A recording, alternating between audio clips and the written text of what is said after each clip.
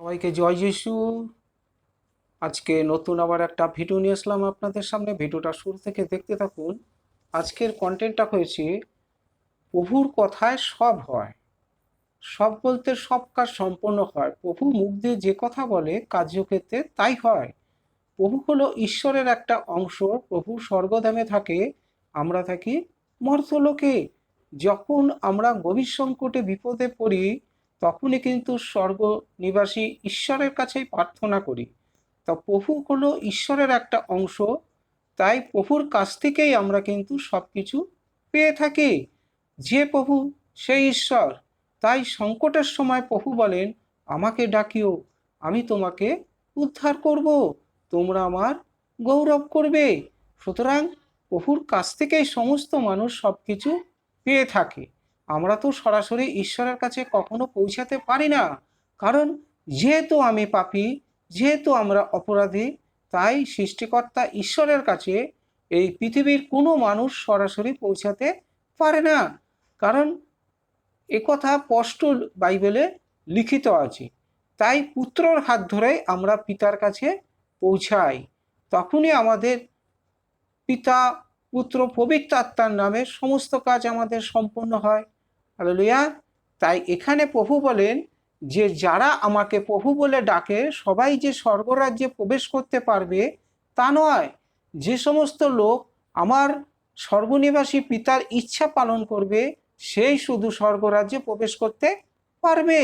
সুতরাং বলছে সেই দিন সবাই যখন বলবে আমাকে যে প্রভু প্রভু তোমার নাম নিয়ে আমরা তো অনেক লোককে ভাবুক্তি করেছি, মানে ভাববাদীর কথা অনেক বলেছি, তোমার নাম নিয়ে আমরা অপদেবতা তাড়িয়েছি। অপদেবতা বলতে ভূত পেতনি প্রেতাত্মাকে তাড়িয়েছি। তোমার নাম নিয়ে কত অলৌকিক কাজ আমরা করেছি। তখন তাদের স্পষ্টই বলবো যে কোনো কালেই আমি তোমাদেরকে চিনি না। প্রভুর কথা স্পষ্ট, স্পষ্ট কথায় কষ্ট নেই।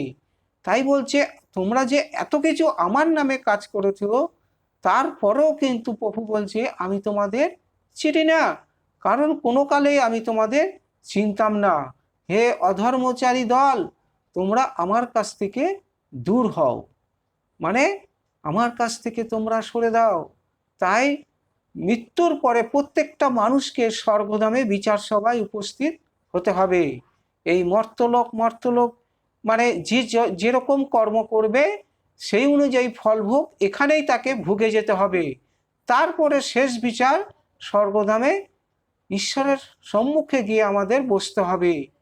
তখন আমাদের প্রভু সম্মুখে চিত্রগুপ্তের খাতা নিয়ে অথবা জীবন পুস্তক নিয়ে স্বর্গের দূত হাজির হবে।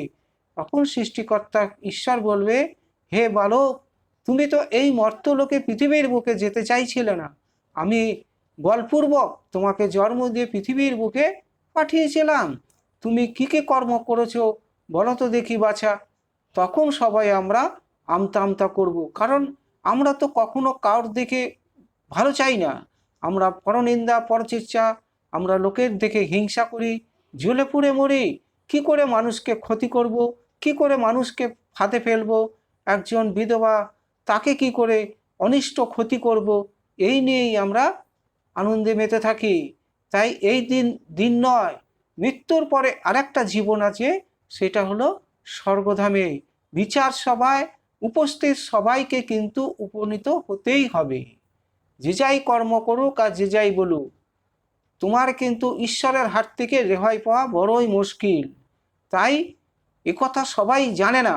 যারা অধর্মচারী, অধর্মের পথে চলে, যারা পাপের পথে চলে, তারা তো এইসব কিছু বুঝবেই না, জানবেই না। যারা ধার্মিক, যারা ধর্মপথে চলে, যারা ঈশ্বর তত্ত্ব জ্ঞান কালচার এইসব করে, তারাই কিন্তু এই সব কিছু তাদের নলেজে আছে, তারা সব কিছু জানে। তাই প্রভু যে কথা বলে তাই হয়। প্রভুর কথায় সব কাজ হয়, প্রভুর কথাতেই সব কাজে সফলতা পাওয়া যায়। তাই প্রভুকে ভক্তি শ্রদ্ধা করে কেউ যদি গণ্যমান্য করে, সে অবশ্যই জীবনে জয়ী হবে। হালেলুয়া। তাই প্রভুকে সব সময় ধরে থাকতে হয়, ভক্তি শ্রদ্ধা করতে হয়, যেরকম বাবা মার কাছে আমরা ভক্তি শ্রদ্ধা করি, ঠিক তেমনি সৃষ্টিকর্তা ঈশ্বর স্বয়ং প্রভুকেও কিন্তু মেনে চলতে হয়, তাহলেই আমরা জীবনে সফলতা অর্জন করতে পারবো। হালেলুয়া। তাহলে আজকের কন্টেন্টটা এই পর্যন্ত। সবাইকে জয় যিশু। প্রভু মহান সর্বশক্তিমান ঈশ্বর, প্রভু যেন আপনাদের ভালো রাখে, সুস্থ রাখে, এইটাই দয়াময় প্রভুর কাছে মিনতি প্রার্থনা। আর ভিডিওটা যদি একটু ভালো লাগে আপনারা একটা সাবস্ক্রাইব দেবেন, কারণ পরবর্তী ভিডিওগুলো সবার আগে আপনাদের কাছে পৌঁছাবে। সবাইকে জয় যিশু। আমেন।